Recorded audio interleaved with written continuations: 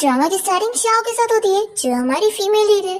अभी वो अपनी एक पेंटिंग लेकर अपने नए घर में रखने जा रही होती है, जहाँ पर वो अपने फियांसी से शादी करने के बाद रहने वाली है। शाओ देखती है कि उसका फियांसी जियन पहले से यहाँ पर है, और वो शाओ को देखकर पूछता है कि तुम अचानक से कैसे आ गई। तो शाओ तो बताती है कि मैं यहाँ पेंटिंग रखने आई थी, और वैसे तुम यहाँ पर कैसे? तुम तो बिजनेस ट्रिप पर गए थे ना। फिर इतने में एक लड़की अंदर से बात टॉवेल पहनकर बाहर आती है, और वो इसे बताती है कि मेरा नाम जिया है। शाओ को ये देखने के बाद तो एकदम ही शौक लग रहा होता है, और तभी तुरंत ही जिया इसे कहने लगता है कि तुम कुछ गलत मत समझना। जिया कोई प्रॉब्लम में फंस गई थी और उसे रहने के लिए कोई जगह चाहिए थी, इसलिए मैंने इसे यहाँ पर ले आया। तो शाओ कहती है कि तुम भूल कैसे सकते हो कि ये हमारा वेडिंग रूम है। तो जियन कहता है कि आखिर इससे प्रॉब्लम ही क्या है, वो बस कुछ ही दिनों के लिए तो यहाँ पे रह रही है ना। अब तुम इतनी छोटी सी ही चीज का इतना बड़ा इशू मत बना दो। तो शाओ कहती है कि क्या ये बड़ा इशू नहीं है कि तुम इतनी रात को अपनी एक्स गर्लफ्रेंड के साथ अकेले रूम में थे। तो जियन कहने लगता है कि आखिर तुम इतना गुस्सा क्यों कर रही हो, पहले तो तुम बहुत ही ज्यादा अच्छी थी, अब तुम्हें क्या हो गया। फिर यहाँ पर जी कहने लग जाती है कि तुम लोग झगड़ो मत, मैं चली जाती हूँ, मैं तुम लोग का रिश्ता नहीं खराब करना चाहती हूँ। तो जियन जल्दी से जिया को रोकता है और उसे कहता है कि अगर तुम्हारे पेरेंट्स को पता लग गया कि तुम उन्हें बिना बताए अब्रॉड से आई हो, तो फिर वो लोग तुम्हें पनिश करेंगे, इसलिए तुम यहीं पर रहो। जिया कहती है कि ठीक है, फिर तुम इतना बोल रहे हो तो मैं रुक जाती हूँ, लेकिन तुम अपनी फियांसी से खुद ही बात कर लो। ऐसा बोलकर वो शाओ को दिखाते हुए ऊपर चली जाती है रूम में, और फिर जियन शाओ से कहता है कि चलो बाहर चल के बात करते हैं, और वो उसे जबरदस्ती पकड़ के लेकर जा रहा होता है। तभी शाओ की पेंटिंग बिगड़ जाती है और उसका कांच उसके पैर में भी लग जाता है, पर जियन को तो कोई फर्क ही नहीं पड़ता, और वो उसे बाहर लाकर कह रहा होता है कि तुम्हें समझना चाहिए। तो कहती है कि मैं क्या समझूं, मुझे तो बहुत ही डिस्गस्टिंग फील हो रहा है। तुम यहाँ पर हमारे वेडिंग हाउस में किसी और लड़के के साथ थे, और मैं अब ये बर्दाश्त नहीं करने वाली हूँ। और फिर वो इसे ब्रेकअप करके यहाँ से चली जाती है, और जियन बस खड़ा शौक रह जाता है। तभी यहाँ पर जिया कर पूछती है कि कहीं मेरी वजह से तुम दोनों का रिलेशन खराब तो नहीं हो गया ना। तो कहता है कि फिक्र मत करो, वो मुझसे शादी तोड़ ही नहीं सकती है। दूसरी तरफ हम यहाँ शाओ को देखते हैं, जो कि जियन की रिंग भी उतार के फेंक देती है, और वो टैक्सी में बैठ कर यहाँ से चली जाती है। फिर यहाँ पर हम जिया को देखते हैं, जो कि अपनी एक वीडियो देखती है और शॉक हो जाती है कि जब वो बार में किसी लड़के के साथ थी तो किसी ने उसका वीडियो पोस्ट कर दिया। इसे लगता है कि ये काम शाओ का है, तो ये बहुत ही गुस्से में यहाँ पर रखी हुई शाओ की वेडिंग ड्रेस निकाल लेती है, और तुरंत ही उसे कॉल करके धमकी देती है कि तुम मुझसे मिलने आओ, नहीं तो मैं तुम्हारी वेडिंग ड्रेस खराब कर दूंगी। तो शाओ यहाँ पर तुरंत ही पहुँचती है और जिया से चिल्लाने लगती है कि तुमने मेरी झूठी वीडियो क्यों पोस्ट करी। तो शाओ कहती है कि मैंने कोई वीडियो नहीं पोस्ट करी हूँ।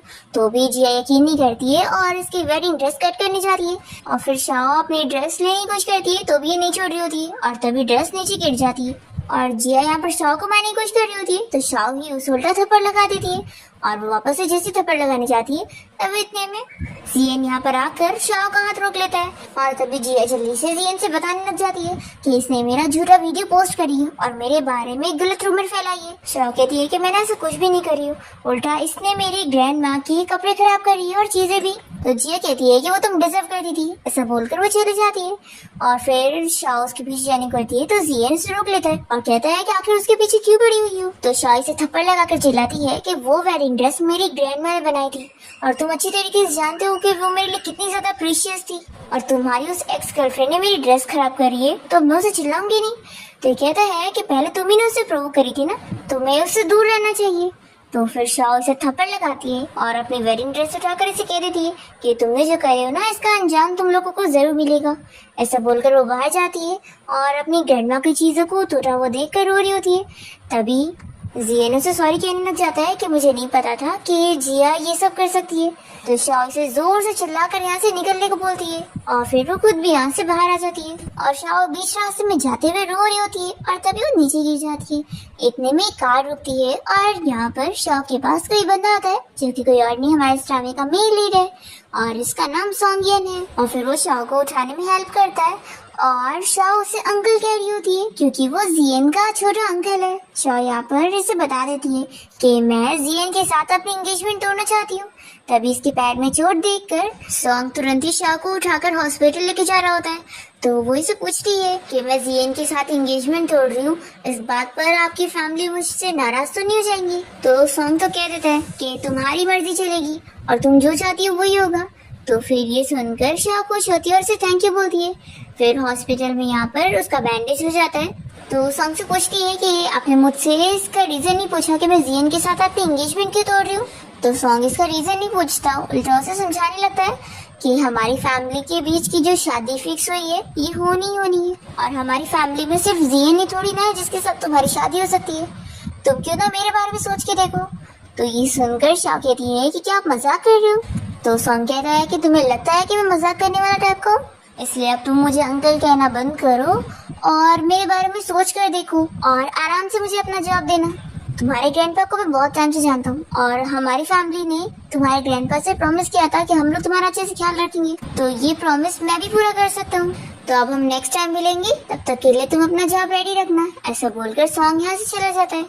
फिर नेक्स्ट सीन में हम देखते हैं यहाँ पर शाह के ग्रैंडपा को, जो कि न्यूज में देख लेते हैं कि जियन ने शाह को चीट करा। तो जैसे ही शाह यहाँ पर अपने ग्रैंडपा से मिलने आती है तो वो उसे ये चीज पूछते हैं कि न्यूज में जैसा दिखाया जा रहा है कि जियन ने तुम्हें चीट किया है और तुम लोग अपनी एंगेजमेंट तोड़ रहे हो, ये सच है। तो शाह कहती है कि हाँ ग्रैंडपा, मैं उसके साथ अपनी एंगेजमेंट तोड़ रही हूँ और मैं उससे अब शादी नहीं करना चाहती। ग्रैंडपा उसकी साइड लेते हैं कि वो बिल्कुल सही कह रही है और फिर उसे कह देते हैं कि तुम्हें शादी नहीं करनी है तो मत करो, वैसे भी वो जियन ने तुम्हें चीट किया, तो वो अब सपनों में सोचे कि तुम उससे शादी करोगी। लेकिन मैंने तो सॉन्ग फैमिली में तुम्हारी शादी इसलिए फिक्स किया था क्योंकि मैं चाहता था कि वो लोग तुम्हें प्रोटेक्ट करे, क्योंकि जब मैं नहीं रहूंगा तो तुम्हारे लिए कोई होना चाहिए। शाह कहती है कि ग्रैंडपा जरूरी थोड़ी ना है कि सॉन्ग फैमिली में से मेरी शादी जियन के साथ ही हो, जियन का अंकल मिस्टर सॉन्ग भी तो है। तो ये सुन के तो ग्रैंडपा खुश होते हैं और शाह कहती है कि मिस्टर सॉन्ग ने कहा है कि उन्होंने आपसे प्रॉमिस किया था कि वो मेरा ख्याल रखेंगे। तो फिर ग्रैंडपा और खुश होकर कहते हैं कि सच में वो तो अपनी बातों का पूरा वाला इंसान है, फिर तो मुझे यकीन है कि वो अपना प्रॉमिस पूरा रखेगा और तुम्हारा बहुत ही अच्छे से ख्याल रखेगा। फिर दूसरी तरफ हम जियन को देखते हैं जो कि अपने घर पे होता है और उसके डैड उसे बहुत ही चिल्ला रहे होते हैं कि आखिर उसने उनका नाम खराब करके रख दिया है। उसने एक तो किसी और के साथ अफेयर चलाया और शाह को चीट करा, जिस वजह से अब उसकी फैमिली गुस्सा हो गए और शादी तोड़ना चाहते हैं। फिर यहाँ पर सॉन्ग का गार्ड पहुंच जाता है जियन को लेने के लिए और उसे बताता है कि सॉन्ग ने उसे बात करने के लिए बुलाया है। यहाँ देखते हैं शाह अभी भी हॉस्पिटल में होती है और वो अपनी फ्रेंड को कॉल करके उसे कहती है कि मुझे एक घर बेचना है तो उसे अर्जेंटली भिजवाने में मेरी हेल्प करो। तो फिर इसकी फ्रेंड लीसा कहती है कि ठीक है, मैं 3 दिन में भिजवा दूंगी। वैसे तुम क्या बेचना चाह रही हो, क्या तुम्हारी फैमिली बैंकरप्ट हो रही है क्या? तो शाह बता देती है कि मैं अपना वेडिंग हाउस बेचना चाह रही हूँ। जियन अपनी एक्स गर्लफ्रेंड के साथ मिलकर मुझे चीट कर रहा है और उसने और उसकी एक्स गर्लफ्रेंड ने मिलकर मेरी ग्रैंडमा की चीजें तोड़ दी है, इसलिए मैंने उससे ब्रेकअप कर ली। तो लिसा को भी ये सुनकर जियन के ऊपर बहुत गुस्सा आता है और वो शाह की सपोर्ट में होती है कि मैं हर चीज में तुम्हारी हेल्प करूंगी और फिक्र मत करो, मैं उन दोनों से भी बदला लूंगी।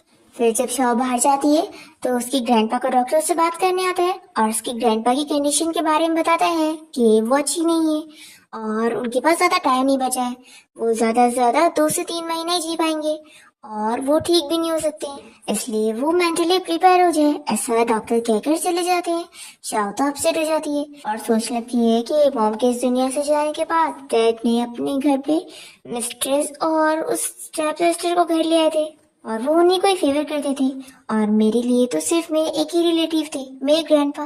दूसरी तरफ हम जियन को देखते हैं जो कि अपने अंकल से मिलने गया होता है, यानी कि सॉन्ग से, और उसे सब एक्सप्लेन कर रहा होता है कि मेरे बारे में जो रूमर फैल रही है वो बिल्कुल सही नहीं है और मेरे और जिया के बीच में तो कुछ भी नहीं है और आप चाहो तो इस बारे में शाह से पूछ सकते हो और मैं उसे बोलकर क्लैरिफाई करवा सकता हूँ, ऐसे फिर हमारा नेम क्लियर हो जाएगा तो कोई प्रॉब्लम नहीं होगी। और शाह के डैड वैसे भी बहुत लालची है और वो हमारी फैमिली से शादी तोड़ नहीं सकते, तो वो इजीली इस चीज के लिए मान जाएंगे और कोऑपरेट भी करेंगे। तो फिर इस पर तो सॉन्ग बहुत ही गुस्सा हो जाता है कि अच्छा तो तुम अपने फायदे के लिए उस छोटी लड़की का यूज करना चाहते हो और उसे इस तरीके से बुली करना चाहते हो। जियन कहता है कि अंकल मैं बुली थोड़ी ना कर रहा हूँ, तो भी सॉन्ग नहीं मानता और चिल्लाता है कि तुमने एक तो ऐसी हमारी फैमिली की रेपुटेशन खराब कर दी हो, तो अब तुम इस मामले में मत पड़ो और मुझ पे सब छोड़ दो, मैं ये प्रॉब्लम सॉल्व कर दूंगा। तो अब तुम्हें मेरी बात सुननी होगी और तुम्हें कुछ करने की जरूरत नहीं है, तुम बस चुपचाप से घर पे बैठो। तो फिर जियन मान जाता है और चला जाता है। फिर इसके बाद यहाँ पर सॉन्ग को शाह की कॉल आती है और वो कहती है कि मुझे आपसे मिलना है और कुछ बात करनी है और वो उसे जगह बता देती है। फिर दोनों यहाँ पर मिलते हैं और शाह कहती है कि सॉरी मैं थोड़ा लेट हो गई। तो सॉन्ग कहता है कोई बात नहीं, मैं ही जल्दी आया हूँ। और फिर वो पूछता है कि तुम क्या क्वेश्चन करना चाहती हो। शाह कहती है कि क्या तुमसे शादी ही नहीं करने के अलावा कोई और भी सॉल्यूशन है इस प्रॉब्लम को सॉल्व करने का और इस शादी को तोड़ने का।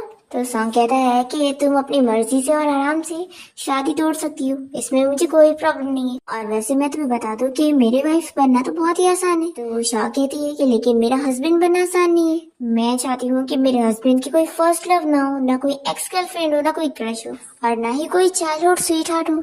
मैं ये सब बर्दाश्त नहीं करने वाली हूँ, और मैं उम्मीद करती हूँ कि तुम्हें मेरी बातें बहुत ज्यादा नहीं लग रही होगी। तो सॉन्ग कहता है कि बिल्कुल ज्यादा नहीं लग रही है। शाह कह रही है कि लेकिन मैं शादी के बाद बिजी रहूंगी। तो फिर ये कहता है कि मेरे लिए मेरी वाइफ पहले आती है। तो मेरी वाइफ को कुछ भी सफर करने की जरूरत नहीं है, वो जैसे रहना चाहती है वैसे रह सकती है, मैं उसे सपोर्ट करने वाला हूँ। तो फिर ये कहती है कि ठीक है, फिर मैं तुमसे शादी करना चाहती हूँ। ये शौक चाहता है और कहते हैं कि तुम हाँ कह रही हो। तो शाह हाँ बोलती है। फिर तो सॉन्ग भी पूछ लेता है कि फिर क्या हम आज ही चल के अपना मैरिज सर्टिफिकेट ले लें। तो फिर ये से अपनी आईडी निकाल कर दिखाती है और कहती है कि ठीक है चलते हैं, हमें वेडिंग सेरेमनी करने की जरूरत नहीं है, हम बस नॉर्मल सर्टिफिकेट ले लेंगे, क्योंकि मैं ग्रैंडपा को दिखाना चाहती हूँ कि मेरी अब शादी हो गई है। और फिर शाह सॉन्ग से पूछती है कि तुम्हें मुझसे शादी करने में बाद में कोई रिग्रेट तो नहीं हो जाएगा ना। तो कहता है कि बिल्कुल नहीं, ये तो मेरी खुशनसीबी होगी। तो फिर शाह भी कहती है कि मुझे भी कोई रिग्रेट नहीं होगा। और फिर दोनों यहाँ पर साथ में सर्टिफिकेट लेने के लिए कोर्ट आ जाते हैं।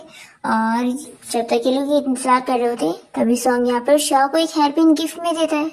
दूसरी ओर जियन को भी इन लोग की शादी के बारे में पता लग जाता है, तो वो गुस्सा होने लगता है। तो उसके डैड उसे चिल्लाते हैं कि तुम ही ने पहले प्रॉब्लम क्रिएट कर रहे थे, तो ये सब तो होना ही था, और तुम्हें तो उल्टा खुश होना चाहिए कि तुम्हारी ये सारी हरकत करने के बाद भी तुम्हारे अंकल तुम्हारी हेल्प कर रहे हैं प्रॉब्लम को सॉल्व करने में। तो अब तुम ध्यान रखोगे, शाह तुम्हारी आंटी बन गई है, तो उसके साथ रिस्पेक्ट से रहना और फालतू में मिस्टर सॉन्ग से पंगा मत लेना। फिर जियन को अपने डैड की बात माननी पड़ती है और उसकी मॉम भी उसे समझाने लगती है कि कुछ भी गलत मत करना। फिर यहाँ पर जियन को जिया की कॉल आती है और वो बताती है कि मेरे डैड मुझे बहुत चिल्ला रहे हैं, तो तुम आकर मेरी हेल्प करो। तो फिर तुरंत ही घर से निकलता है। दूसरी तरफ हम देखते हैं कि शाह और सॉन्ग अपना मैरिज सर्टिफिकेट ले चुके होते हैं और फिर दोनों ही साथ में ग्रैंडपा से मिलने जाते हैं। और शाह अपने ग्रैंडपा से बताती है कि अब उसने सॉन्ग के साथ शादी कर ली है और वो बहुत ही खुश है। तो ग्रैंडपा तो ये जानने के बाद बहुत ही खुश होते हैं। और फिर सॉन्ग भी कह देता है कि आप फिक्र मत करो, मैं शाह का अच्छे से ख्याल रखने वाला हूँ और उसे हमेशा प्रोटेक्ट करने वाला हूँ। तो फिर ग्रैंडपा जियन को कहती है कि अब उसने प्रॉमिस करा है तो वो पूरा भी करना चाहिए। सॉन्ग कहता है कि ग्रैंडमा की ग्रेव कहाँ पर है, हम उनसे भी जाके मिल लेते हैं। और फिर जब दोनों अंधेरे में जा रहे होते हैं तो शाह को डर लग रहा होता है। सॉन्ग कहता है कि लगता है तुम्हें अंधेरे से डर लगता है, तो फिक्र मत करो, मैं हूं ना तुम्हारे साथ। और फिर वो अपने असिस्टेंट को कॉल लगाकर गाड़ी की लाइट चालू करवाता है और शाह कहती है कि तुमने मेरे लिए करवाया, थैंक यू। फिर दोनों ग्रैंडमा की ग्रेव के पास बैठकर काफी सारी ग्रैंडमा से बातें करती और शाह अपनी ग्रैंडमा से सॉन्ग को अपना हस्बैंड बोलकर बता रही होती है। और फिर ग्रैंडमा से बात करने के बाद ये लोग वापस से घर पर आ जाते हैं और सॉन्ग ग्रैंडपा को ये बताता है कि उनकी फैमिली में ट्रेडिशन है कि जो भी न्यूली वेड्स होते हैं वो फैमिली ट्री के पास विश मांगने जाते हैं। तो सॉन्ग ग्रैंडपा से बताने लगता है कि वो शाह को अपने साथ लेके जाना चाहता है। तो शाह यहाँ पर मना करने लगती है कि मेरी ग्रैंडपा की कंडीशन अभी ठीक नहीं है, तो मैं उन्हें छोड़कर नहीं जाना चाहती हूँ। तो फिर ये कहता है कि हम ग्रैंडपा को भी साथ लेकर चलते हैं। तो ग्रैंडपा तो खुश हो जाते हैं कि अच्छी बात है, मैं वहाँ पर अपने पुराने फ्रेंड से मिल लूंगा और तुम दोनों साथ में कुछ टाइम भी स्पेंड कर लोगे। फिर इन लोग की ये बात हो जाती है और ग्रैंडपा शाह से कह रहे थे कि अब तुम सॉन्ग के साथ उसके घर पे रहोगी, ठीक है। और फिर सॉन्ग जब यहाँ शाह को लेकर बाहर आता है तो कहता है कि क्या मैं तुम्हारी पैकिंग में हेल्प करूँ। तो वो कहती कि नहीं, मेड कर देगी। शाह यहाँ सॉन्ग के साथ उसके घर पर आ जाती है और वो उसे नाइट ड्रेस दे देता है पहनने के लिए और बता देता है कि उसने उसके नहाने का भी अच्छे से अरेंजमेंट कर दिया है। तो फिर ये कहती है कि हमने आज ही मैरिज सर्टिफिकेट ली और तुमने सारी चीजें अरेंज करी। तो सॉन्ग कहता है कि हाँ, तो अब तुम जाओ, मैं बाहर वेट करता हूँ। फिर शाह यहाँ पर अपना पूरा बात एंजॉय करती है और फिर जब वो बाहर निकलती है तो गिरने वाली होती है। इतने में जल्दी से सॉन्ग से गिरने से बचा लेता है। फिर दोनों ही नजदीक आने लगते हैं किस करने के लिए, पर फिर फोन की आवाज सुनकर दोनों ही दूर होते हैं। और शाह को यहाँ पर उसके फ्रेंड लीसा की कॉल आई होती है और वो उसे बताती है कि जियन का कार एक्सीडेंट हो गया था और वो जिया से मिलने जा रहा था और यहाँ भी वो हॉस्पिटल में है ना, तो मैं उसे सबक सिखा रही हूँ। शाह अपनी फ्रेंड को मना करती है कि कुछ भी ऐसा वैसा मत करो, फालतू में प्रॉब्लम में फंसोगी, पर वो तो कॉल कट कर लेती है। तो शाह सॉन्ग से कहती है कि मुझे हॉस्पिटल जाना है अपनी फ्रेंड को प्रोटेक्ट करने के लिए, कहीं वो फालतू प्रॉब्लम में ना फंस जाए। तो ये कहता है कि ठीक है मैं भी चलता हूँ। फिर हम देखते हैं हॉस्पिटल में शाह की फ्रेंड लीसा जियन को परेशान कर रही होती है और उसका वीडियो बना रही होती है और उसके पोल सभी के सामने खोल रही होती है कि वो कितना बड़ा चीटर है और उसने अपनी गर्लफ्रेंड को धोखा दिया और यहाँ पर अपनी एक्स गर्लफ्रेंड के साथ घूम रहा है। यहाँ पर जियन से रोकने की कोशिश कर रही होती है कि सब फालतू वीडियो मत बनाओ और यहाँ पर भीड़ इकट्ठा हो जाती है पर वो नहीं मानती और इन लोग का वीडियो बना के रहती है। फिर इतने में यहाँ पर शाह पहुंच जाती है तो जिया कहती है कि अच्छा तो तुम इस लड़की के साथ मिली हुई हो और ये सब तुम ही कर रही हो। यहाँ पर लीसा की वजह से पुलिस ऑफिसर भी आए होते तो शाह उनसे कहने लगती है कि मेरी फ्रेंड तो बस मेरी साइड ले रही थी और वो बच्चों को तरबियत सिखा रही थी, नहीं तो बिगड़ रहे थे। तो फिर पुलिस ऑफिसर कहते हैं कि हम पर बच्चे कहाँ हैं। तो शाह बताती है कि वो जो लेटर है ना वो मेरा नेफ्यू है और मेरी फ्रेंड मेरी जगह उसे एजुकेट कर रही थी तो इसमें कुछ गलत नहीं है। तो जियन गुस्से में कहने लग जाता है कि तुम किसे अपना नेफ्यू कह रही हो, मैं कोई बच्चा नहीं हूँ। इतने में यहाँ पर सॉन्ग आ जाता है और वो जियन से कहता है कि तुम कब बड़ों के लिए डिसरिस्पेक्टफुल हो गए और क्या तुम अब गूंगे हो गए हो, पता नहीं है मैं कौन हूँ। तो फिर जियन को इसके कहने पर बोलना ही पड़ता है कि अंकल और आंटी। और फिर सॉन्ग यहाँ पुलिस ऑफिसर से कह देता है कि आप लोग जा सकते हैं, कोई बड़ी बात नहीं है। तो फिर ऑफिसर चले जाते हैं और फिर सॉन्ग जियन को समझा देता है कि दोबारा अपनी आंटी से डिसरिस्पेक्टफुली बात मत करना, नहीं तो फिर मैं तुम्हें घर से ही निकाल दूंगा और तुम हमारी फैमिली के मेंबर नहीं रहोगे। और फिर यहाँ से जाने के बाद ये लोग शाह की फ्रेंड के साथ साथ में बैठ के डिनर कर रहे होते हैं और लीसा शाह से पूछ रही होती है कि आखिर उसने जियांग से शादी कब करी। तो फिर शाह बताती है कि आज सुबह ही। तो फिर लीसा कहती है कि फिर तो अंकल और आंटी के बीच में मैंने तो डिस्टर्ब ही कर दी। फिर लीसा यहाँ इन लोग के साथ ड्रिंक टोस्ट करते हुए इन्हें शादी के लिए कॉन्ग्रेचुलेट करती है। और फिर डिनर के बाद हम देखते हैं कि सॉन्ग शाह को घर ले आता है और उसे बेड पर लेटा देता है। फिर नेक्स्ट मॉर्निंग जब शाह उठती है तो देखती है कि सॉन्ग ने उसके लिए पहले से ही डिनर रेडी करवा के रखा होता है और वो इतनी सारी डिशेस देखकर शॉक होती है। तो फिर कहता है कि शेफ को तुम्हारा टेस्ट थोड़ी ना पता था, तो उसने हर टाइप का डिश बना दिए, तुम्हें जो पसंद हो वो खाओ। फिर ब्रेकफास्ट करने के बाद सॉन्ग शाह को लेकर स्टडी रूम में जाता है और उसे बताता है कि तुम्हारे ग्रैंडपा ने मुझे बताया था कि पेंटिंग के अलावा तुम्हारी क्या क्या हॉबीज है और तुम्हें जेम्स कलेक्ट करना वगैरह पसंद है। तो ये कहती है कि ग्रैंडपा तुम्हें सब कैसे बता देते। तो ये कहता है कि शायद मैं उनकी नजर में बहुत ही अच्छा ग्रैंडसन इन लॉ होऊंगा।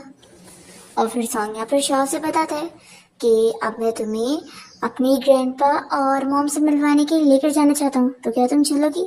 तो फिर शाह मान जाती है और फिर उसे लेकर अपनी सारी बनाई हुई चीजें दिखा रही होती है और पूछ रही होती है कि वो गिफ्ट में देना सही रहेगा कि नहीं। तो सॉन्ग शाह की तारीफ करता है कि ये सब बहुत ही अच्छा है और सभी को बहुत ही पसंद आएगा। फिर इसके बाद जब दोनों सीढ़ी से उतर रहे होते हैं तभी यहाँ शाह फिर से गिरने वाली होती है और सॉन्ग उसे जल्दी से बचाता है। फिर ये लोग यहाँ पे रेस्टोरेंट पहुँचते हैं और देखते हैं कि सॉन्ग की मॉम और ग्रैंडपा पहले से इन लोग का इंतजार कर रहे होते हैं और साथ ही में कुछ और गेस्ट भी आए होते हैं। तो शाह उन सभी को हेलो कहती है और फिर शाह सभी के साथ डिनर एंजॉय करती है और डिनर के बाद दोनों ही घर आ जाते हैं और सॉन्ग शाह से पूछता है कि तुम्हें आज कैसा लगा। तो कहती है कि बहुत ही अच्छा और ग्रैंडपा और आंटी तो कितने ज्यादा अच्छे थे। और फिर ये सॉन्ग से पूछती है कि वैसे क्या हम दोनों का वेडिंग इनविटेशन मैं खुद डिजाइन कर सकती हूँ क्योंकि मैं इस चीज में एक्सपर्ट हूँ। तो ये कहता है कि ठीक है ये तुम ही संभालना और फिर वो अपना शॉट लेने चला जाता है और तभी इतने में कोई डोरबेल बजाता है। तो शाह जाके दरवाजा खोलती है और देखती है कि यहाँ पर सॉन्ग की मॉम आई हुई है। वो यहाँ पर इसके लिए अपनी फैमिली के ज्वेलरी गिफ्ट में देने लाई होती है और बताने लगती है कि ये उनकी फैमिली की खानदानी ज्वेलरी है जो कि अब उसकी हुई क्योंकि अब वो डॉटर इन लॉ है। और वो शाह से कहती थी कि अब तुम मुझे आंटी नहीं बल्कि मॉम कहो। तो फिर शाह ने मॉम कहती है। सॉन्ग की मॉम शाह को ये ज्वेलरी देने के बाद यहाँ से चली जाती है और कहते हुए जाती है कि अब तुम लोग अच्छा टाइम स्पेंड करो, मैं तुम लोग के बीच में डिस्टर्ब नहीं करूंगी। फिर सॉन्ग शावर लेकर बाहर आता है तो शाह से बताती है कि तुम्हारी मॉम आई थी और उन्होंने ये ज्वेलरीज दी है और ये बहुत ही एक्सपेंसिव लग रही है, तो मैं सोच रही हूँ कि मैं इन्हें कैसे लूँ। तो ये कहता है कि अगर मॉम ने तुम्हें दिए तो ऑफ कोर्स अब ये तुम्हारी है, तो तुम इसे रख लो। और फिर वो इसे गुड नाइट बोल देता है। नेक्स्ट मॉर्निंग जब शाह की नींद खुलती है तो सॉन्ग उसके लिए फ्लावर लेकर आया होता है और कहता है कि मेरी प्यारी वाइफ के लिए। तो शाह कहती है कि ये तो बहुत ही ब्यूटीफुल है। सॉन्ग कहता है कि मेरी वाइफ से ज्यादा नहीं। फिर इसके बाद सॉन्ग अपना ऑफिस जा चुका होता है और उसका असिस्टेंट शाह को उसका डिजाइन रूम दिखा देता है जो कि सॉन्ग ने स्पेशली उसके लिए प्रिपेयर करवाया है। तो ये देखकर शाह को अच्छा लगता है और फिर वो यहाँ पर सॉन्ग की पेंटिंग बनाने लगती है। फिर इतने में यहाँ पर सॉन्ग आ जाता है और वो शॉ को अपने साथ लंच पर लेकर जाता है। तभी वो उसे पेंटिंग नहीं दिखाती और छुपा लेती है। और फिर डिनर करने से पहले सॉन्ग तो शॉ के हाथ को खुद ही पानी से पोंछता है और ये काफी खुश होती है कि तुम्हें कैसे पता था कि मुझे चोट लगी हुई है। फिर वो बताती है कि मुझे ना स्कूल जाना है और कुछ चीजें लेनी है। वो कहता है कि ठीक है, मैं तुम्हें छोड़ने चलूंगा। और फिर उसके बाद सॉन्ग अपने साथ शॉ को छोड़ने के लिए जाता है और उसकी फोरहेड पर किस करता है। फिर जैसे वो जा रही होती है तभी यहाँ पर सॉन्ग और उसके असिस्टेंट की नजर पड़ती है जिया पर, जो कि पहले से यहाँ पर शॉ का इंतजार कर रही होती है। और असिस्टेंट ये देखकर सॉन्ग को बताने लगता है। और फिर जिया जैसे ही शॉ से बात करने के लिए अंदर जा रही होती है तो जल्दी से गार्ड्स जाकर उसे पकड़ के बाहर लेकर जाते हैं। और ये सॉन्ग का ही ऑर्डर होता है। वो उसके डैड को कॉल करके यहाँ पर चिल्लाने लगता है और वार्निंग दे देता है कि अगर आपकी बेटी मेरी वाइफ को परेशान करेगी तो फिर अच्छा नहीं होगा, इसलिए अच्छा रहेगा कि आप उसे खुद रोक लो, नहीं तो फिर मैं खुद ही अपने गार्ड्स के जरिए रुकवाऊंगा। तो फिर जे के डैड तुरंत ही मान जाते हैं। और फिर हम देखते हैं कि सॉन्ग जैसे घर आता है तो वो मेट्स को शॉ के बारे में बातें करते हुए सुनता है, जो कि कह रही होती है कि पहले तो शॉ उसके नेफ्यू की फियांसी थी और अब उससे शादी कर ली है। ये लोग कहते हैं कि शॉ के रूम में सॉन्ग की पेंटिंग थी, इसका ये मतलब है कि वो पहले से ही सॉन्ग को पसंद करती थी और उन्होंने जरूर चीट करी होंगी। तभी इतने मास्टर यहाँ पर आ जाता है और वो पूछता है कि बॉस इन लोगों को रखना है कि नहीं। तो फिर सॉन्ग ऑर्डर दे देता है कि इन लोगों ने मेरी वाइफ की बुराई करी, इन्हें रखने की जरूरत नहीं है। और फिर उसके बाद हम देखते हैं कि शॉ सॉन्ग के साथ मिलकर अपने ग्रैंडपा को सरप्राइज देने के लिए गई होती है। घास के ऊपर उसे देखकर खुश हो जाती है और कहती है कि उसके ग्रैंडपा भी बहुत ही खुश होंगे। शॉ कहती है कि हाँ, अभी आप ग्रैंडपा को बताओ मत। फिर जैसी वो अंदर जाती है तो देखती है कि उसके ग्रैंडपा कॉल पर बात कर रहे होते हैं और अपने फ्रेंड्स वगैरह से कह रहे होते हैं कि वो जब इस दुनिया से चले जाएंगे तो वो लोग उनकी ग्रैंड डॉटर का ख्याल रखें। शॉ जैसी ये सुनती है तो वो बहुत ही रोने लगती है और फिर सॉन्ग इसे कम्फर्ट करने लगता है। तो फिर वो इसे हक करके रो रही होती है और बता रही होती है कि मेरी वजह से मेरे ग्रैंडपा मेरी कितनी फिक्र कर रहे हैं। सॉन्ग यहाँ पर इसे समझाता है कि अब रोने की जरूरत नहीं है और फिर वो उसे कैंडी भी देता है खाने के लिए। और फिर उसके बाद शॉ यहाँ से चला जाता है और सॉन्ग अपने ग्रैंडपा से मिलने के बाद यहाँ पर अपने पुराने फ्रेंड्स और क्लासमेट से भी मिलती है और वो इन लोग के साथ डिनर करके काफी ड्रिंक भी कर लेती है। और फिर उसके बाद शॉ का क्लासमेट उसे सॉन्ग के घर तक छोड़ने के लिए जाता है और सॉन्ग जैसे ही बाहर यहाँ शॉ का इंतजार कर रहा होता है तो वो जल्दी से जाकर शॉ के फ्रेंड को दूर कर देता है और कहता है कि मेरी वाइफ को मैं खुद ही उठा लूंगा। और फिर वो जाकर शॉ को जल्दी से अपनी जैकेट से कवर करता है और शॉ का फ्रेंड यहाँ से चला जाता है और शॉ इसे बताने लगती है कि आज मैं अपने पुराने फ्रेंड से मिली थी और बहुत ही ड्रिंक भी कर ली थी और ये लड़का मेरी फ्रेंड का भाई था। और फिर वो सॉन्ग से पूछती है कि तुमने कोई कोट क्यों नहीं पहने हो, बाहर इतनी ठंडी है। तो फिर वो कहता है कि वो तुम्हारे पास है। फिर शॉ से बताने लगती है कि आज मैंने अपने फ्रेंड से तुम्हारी बहुत ज्यादा तारीफें करी और बताई कि मुझे कितना ज्यादा अच्छा हस्बैंड मिला हुआ है। फिर यहाँ पर सॉन्ग शॉ को उठाकर अंदर लेकर जाता है और कहता है कि वैसे तुम बहुत ही ड्रंक हो तो सो जाओ, पर फिर भी यहाँ पर वो उसे छोड़ नहीं रही होती है और उसकी तारीफें करने लग जाती है। फिर तो दोनों ही किस करने लगते हैं, पर फिर बीच में सॉन्ग शॉ को छोड़कर बाहर चले जाते हैं। और फिर नेक्स्ट मॉर्निंग होते के साथ ही हम देखते हैं कि शॉ की फ्रेंड यहाँ पर उससे मिलने आई होती है और वो उसे बताती है कि वैसे तुम्हारा हस्बैंड तुम्हें बहुत ही प्रोटेक्ट करता है। लास्ट टाइम जब मैंने हॉस्पिटल में आकर वो सारी चीजें करी थी तो जियन ने मेरे डैड का बिजनेस खराब करने की कोशिश किया, पर सॉन्ग की वजह से सब कुछ ठीक हो गया। तो फिर शॉ बहुत ही खुश होने लग जाती है कि अब मेरे पास कोई है जो अम्ब्रेला लेकर मुझे भीगने नहीं दे रहा है। फिर इसके बाद हम देखते हैं कि शॉ यहाँ पर अपने गार्डन में घूम रही होती है कि इतने में जियन आकर उसे साइड में बात करने के लिए लेकर जाता है और ये से चिल्लाती है कि तुम कर क्या रहे हो, और वो जल्दी से अपने फोन में रिकॉर्डर चालू कर लेती है। तो जियन पूछता है कि ये तुम बताओ कि तुम क्या कर रही हो, तुमने मेरी जो फेक न्यूज फैलाई हो उसकी वजह से मेरी फैमिली की कितनी इमेज खराब हुई है। तो ये कहती है कि ये सब मैंने नहीं, उल्टा जियन ने करी है और तुमने तो उल्टा उसे अलाउ करे थे कि वो मेरी ग्रैंडमा की चीजें खराब करे, इसलिए मैं तुम दोनों को कभी माफ नहीं करूंगी।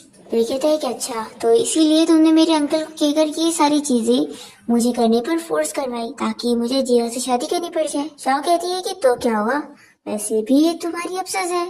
तो फिर जियन से पूछता है कि आखिर तुम मेरे अंकल की तरह लॉलेस कैसे हो गई, तुम तो पहले बहुत ही ज्यादा जेंटल और काइंड हुआ करती थी। तो शॉ कहती है कि शायद वो इसलिए क्योंकि अब मुझे कोई राइट पर्सन मिल गया। जियन कहता है कि वैसे भी मेरे अंकल यहाँ पर नहीं है और वो बिजनेस ट्रिप पर गए हैं, तो फालतू में उनकी तारीफें मत करो, वो सुनने वाले नहीं है। तो शॉ कह रही थी कि मुझे अपने हस्बैंड की तारीफें करने के लिए कोई टाइम देखने की जरूरत नहीं है, और ना जगह देखने की जरूरत है। और फिर शाह यहाँ से जाने लगती है तो जियन इसका हाथ पकड़ के रोकने की कोशिश करता है तो ये से चिल्लाती है और इसे एक सीधा थप्पड़ लगाती है। तो ये कहता है कि मैं तुम्हें कैसे सेटिस्फाई कर सकता हूँ ताकि फिर मेरा अंकल मेरे पीछे ना पड़े। तो फिर शाह कहती है कि तुम जिया से शादी क्यों नहीं कर लेते हो। तो ये कहता है कि मैं उससे शादी नहीं करूंगा, उसने मुझे फंसाने की कोशिश की थी, मैंने उसे टच नहीं करा हूँ और मैं उसकी रिस्पॉन्सिबिलिटी नहीं लेने वाला। तो फिर ये कहती है कि ठीक है, तुम मेरी न्यूज का इंतजार करो। फिर इसके बाद शाओ यहाँ सॉन्ग को कॉल करके उससे पूछती है कि मैंने जो तुम्हें रिकॉर्डिंग सेंड करी हूँ तुम्हें मिली। तो वो कहता है कि हाँ, तुम चाहो तो मैं तुम्हारे लिए उसे सबक सिखाऊं। फिर शाओ पूछने लगती है कि तुम आखिर मेरे साथ इतने अच्छे क्यों। तो वो कहता है कि तुम मेरी वाइफ हो और मेरी जिम्मेदारी है तुम्हें प्रोटेक्ट करना। तो ये कहती है कि लेकिन इस बार तुम मुझे अकेले छोड़ दो, मैं खुद अपना बदला लेना चाहती हूँ। तो ये कहता है कि ठीक है, फिर तुम खुद करो, बस अपना ख्याल रखना और ये याद रखना कि मैं हूँ तुम्हारे पास। शाह कहती है कि लेकिन तुम मुझे जितना अच्छा समझ रहे हो मैं उतनी अच्छी नहीं हूँ। तो फिर कहता है कि मेरी वाइफ को उतनी अच्छी होने की जरूरत भी नहीं है, बस मेरी वाइफ हमेशा मेरे साथ रहे यही काफी है। और फिर कॉल रखने के बाद शाह जियन को कॉल कर दी और उसे जिया की मॉम की सारी चीजें देखने के लिए लेके चलने बोलती है। और फिर ये जिया के घर पहुंचकर उसके डैड से बात करती है कि वो जिया और जियन के साथ मिलकर रूम में अकेले बात करना चाहती है क्योंकि अब वो मिस्टर सॉन्ग की वाइफ है, तो यानी इसकी आंटी हुई और वो ही इन दोनों की अब शादी के बारे में डिस्कस करने आई है। और फिर जैसे जिया दरवाजा खोलती है तो शाह उसे बता देती है कि मैं यहाँ पर तुम्हारी और इसकी शादी के बारे में बात करने आई हूँ, तो फिर मुझे अंदर लो। सॉन्ग तो मना कर रहा होता है तो शाह इसे चुप करा देती है। और फिर वो जिया से कहती है कि तुम्हें शॉवर लेने जाना था ना, तुम जाओ, मैं यहाँ पर तुम्हारा इंतजार करती हूँ। तो जिया भी मान जाती है और उसके साथ ही शाह तो यहाँ पर उसकी मॉम के सारे कपड़ों पर तेल वगैरह गिरा देती है। और फिर जब जिया वापस आती है तो वो शाह के साथ आर्ग्यूमेंट करती है और जब यहाँ पर दोनों का झगड़ा होने लगता है तो शाह के प्लान के हिसाब से जिया के मॉम के जो कपड़े थे उनके ऊपर आग लग जाती है और वो पूरे खराब हो जाते हैं। तो जिया तो ऐसे चिल्लाने लगती है और फिर यहाँ पर जिया के डैड इस बारे में शाह से पूछते हैं कि ऐसा कैसे हुआ। तो वो तो सारा इल्जाम जिया पर लगा चुकी होती है कि उसकी गलती की वजह से उसकी मॉम के जो कपड़े और चीजें थी वो जल गई। फिर भी जिया के डैड को यकीन नहीं आ रहा होता है और वो उल्टा ही यहाँ शाह को चिल्ला रहे होते हैं कि उसके यहाँ पर आने से अचानक से सब कैसे हुआ। और फिर लोग सीसीटीवी वीडियो मंगा रहे होते हैं पर जियन ने तो पहले ही हेल्प कर चुका होता है और सीसीटीवी वीडियो हटा चुका होता है, इन लोगों को कोई प्रूफ नहीं मिलता। और फिर जिया के डैड गुस्से में उसे रूम में लॉक करने को बोलते थे और वो जिया को चिढ़ाने लगते हैं। तो शाह कहती है कि पहले आपकी बेटी ने मेरी ग्रैंडमा की चीजें तोड़ी थी तो मैंने तो बस हिसाब बराबर किया। तो फिर ये कहता है कि क्या मिस्टर सॉन्ग को पता है कि उनकी वाइफ यहाँ पर ये सब चीजें कर रही है। इतने में यहाँ पर सॉन्ग पहुंच जाता है और वो लोगों से कहता है कि अच्छा, तो आप लोग मेरी वाइफ को परेशान कर रहे हैं। तो जिया के डैड तुरंत ही सॉरी बोलने लगते हैं कि ये सब बस मिसअंडरस्टैंडिंग है।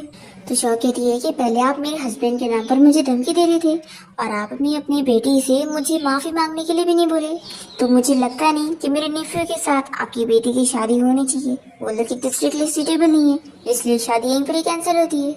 फिर यहाँ पर जिया के डैड तुरंत ही इससे माफी मांगते हैं पर फिर भी शाह यहाँ सॉन्ग के साथ चली जाती है और साथ ही में जियन भी। और फिर बाहर आने के बाद शाह से कहती है कि तुम अचानक से क्यों आ गए, मैंने तुमसे प्रॉमिस करी थी ना कि मैं कोई खतरे में नहीं पड़ूंगी और सेफली काम करूंगी। तो कहता है कि मुझे बस तुम्हारी फिक्र हो रही थी और उसके फोरहेड पर किस करता है। फिर इतने में जियन आकर पूछता है कि अंकल, क्या आपने शाह को यहाँ पर भेजा था मेरी हेल्प करने के लिए। तो फिर सॉन्ग से बता देता है कि अब इसे शादी करनी पड़ेगी, अब उसके पास ऑप्शन है 2 फैमिलीज का। तो फिर जियन तो गुस्से हो जाता है कि मुझे शादी करनी ही पड़ेगी और यहाँ से चले जाता है। और फिर शाह सॉन्ग को बताने लगती है कि उसने आज कैसे जिया को सबक सिखाई और अपनी ग्रैंडमा का बदला भी ले ली। सॉन्ग इसके लिए खुश हो रहा होता है और कहता है कि काश मैं थोड़ा टाइम पहले पहुंचता तो मैं भी अपनी वाइफ की सारी चीजें देख लेता। और फिर शाह यहाँ पर खुद ही सॉन्ग से पूछती है कि क्या मैं तुम्हें किस कर सकती हूँ, तो फिर वो उसे जल्दी से किस कर लेता है। फिर उसके बाद शाह के स्टूडियो में उसका पेंटिंग एग्जीबिशन चल रहा होता है और बहुत सारे गेस्ट आए होते हैं उसकी पेंटिंग देखने के लिए। और फिर उसके बाद शाह यहाँ से अपने टीचर से मिलने जाती है, उनकी जो पेंटिंग टूट गई थी उसके लिए सॉरी बोलने के लिए। पर इतने में देखती है कि पहले से यहाँ पर सॉन्ग पहुंच चुका होता है उसकी जगह टीचर से सॉरी कहने के लिए। और फिर दोनों यहाँ पर टीचर को अपनी वेडिंग इनविटेशन देते हैं और इनवाइट करते हैं। और फिर रात में दोनों डिनर करने के बाद बाहर साथ में स्नोफॉल भी एंजॉय करने लगते हैं और अच्छा टाइम स्पेंड करते हैं। और फिर वापस घर आने के बाद शाह यहाँ पर सॉन्ग को ही देखी जा रही होती है तो पूछता है कि क्या मेरे फेस पर कुछ लगा हुआ है। शाह कहती है कि मैं ये देख रही हूँ कि मैंने तो बस जल्दबाजी में मैरिज सर्टिफिकेट ले ली थी, पर मुझे पता ही नहीं था कि मुझे इतना अच्छा हस्बैंड मिल जाएगा। तो सॉन्ग शाह के हाथ पर किस करता है और कहता है कि थैंक यू। फिर जब दोनों शावर लेने के बाद साथ में बैठकर बात कर रहे होते हैं तो शाह सॉन्ग को हक करते हुए सो जाती है। और फिर नेक्स्ट हम देखते हैं कि सॉन्ग शाह से इस बारे में बात करता है कि अब हमारी वेडिंग होने वाली है, तो क्यों ना हमें अब अपने पेरेंट्स से भी मिलने जाना चाहिए। तो शाह कहती है कि मेरे डैडी इतने अच्छे तो नहीं है, लेकिन अब तुम कह रहे हो तो हम चलते। और फिर सॉन्ग शाह के साथ मिलकर उसके डैड के घर पे जाता है, जहाँ पर उसकी स्टेप मॉम और स्टेप सिस्टर भी होती है। और ये लोग यहाँ पर अपना वेडिंग इनविटेशन देकर चले जाते हैं। और फिर इसके बाद ये लोग बाहर डेट पर जाते हैं। तभी यहाँ पर शाह सॉन्ग से अपनी चीजें शेयर करती है कि उसके डैड ने पहले तो एक बार उसे ड्रिंक में ड्रग देकर किसी आदमी के साथ फंसा दिए थे और वो बहुत ही मुश्किलों से वहाँ से बचकर जा पाई थी। और फिर उसके बाद उसकी लाइफ में जियन आ गया और दोनों के बीच में बहुत ही अच्छा चल रहा था और अचानक से वो भी बदल गया। सॉन्ग तो ये सब जानने के बाद शाह के लिए रो रहा होता है और कह रहा होता है कि उसने आज तक बहुत कुछ फेस करी है, लेकिन आगे वो ये सब उसे कभी फेस कर ही नहीं देगा। फिर दोनों साथ में बाहर स्नैक्स वगैरह खा के टाइम एंजॉय करते हैं और फिर वेडिंग फोटोशूट के लिए जाते हैं। और फिर जब घर पे होते हैं तो साथ बातें कर रहे होते हैं। तभी शाओ सॉन्ग से अपना लव कन्फेस करती है कि वो उसे बहुत लाइक करने लगी है। और फिर दोनों यहाँ पर नाइट स्पेंड करते हैं और फिर इसके साथ ही शाह और सॉन्ग की ग्रैंड वेडिंग हो जाती है। और शाह के ग्रैंडपा भी वेडिंग में आए होते हैं तो बहुत ज्यादा खुश होती है कि उसके ग्रैंडपा उसकी वेडिंग देख पा रहे हैं। और फिर शाह और सॉन्ग दोनों बहुत ही हैप्पी लाइफ गुजार रहे होते हैं और बहुत ही खुश होते हैं। और इसी के साथ इस ड्रामा की हैप्पी एंडिंग हो जाती है।